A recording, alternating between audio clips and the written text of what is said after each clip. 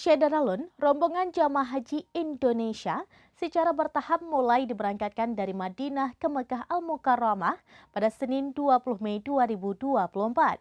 Mereka akan mengambil miqat di Masjid Bir Ali untuk selanjutnya melaksanakan ibadah umrah. Syederalun, rombongan jamaah haji Indonesia secara bertahap mulai diberangkatkan dari Madinah ke Mekah Al-Mukarramah pada Senin 20 Mei 2024. Kepala Daker Madinah Ali Mahzumi melepas 10 bus rombongan jemaah haji dari Hotel Abraj Taba menuju lokasi miqat di Masjid Bir Ali pada pukul 5:30 waktu Arab Saudi. Rombongan jemaah yang dilepas akan mengambil miqat di Masjid Bir Ali untuk selanjutnya melaksanakan ibadah umrah di Makkah Al-Mukarramah.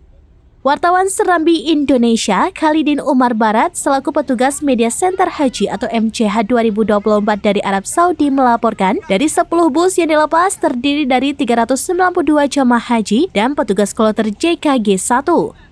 Rombongan jemaah haji yang pertama kali tiba di Madinah pada 12 Mei lalu. Menurut Ali Mahzumi, satu orang jemaah dari rombongan tersebut dinyatakan sakit sehingga akan diberangkatkan kemudian. Selain JKG 1, jemaah haji yang akan diberangkatkan terdiri dari embarkasi JKS 2, PLM 1, dan SUB 1 dengan total keseluruhan 1.653 jemaah haji termasuk petugas kloter.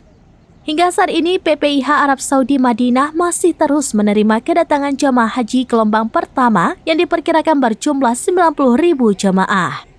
Dari Arab Saudi, Khalidin, serambinews.com.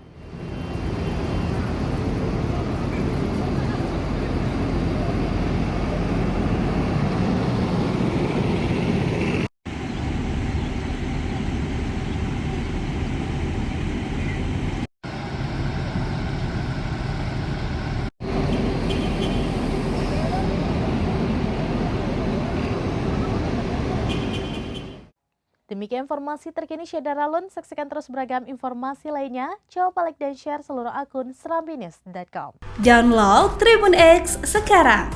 Menghadirkan lokal menjadi Indonesia.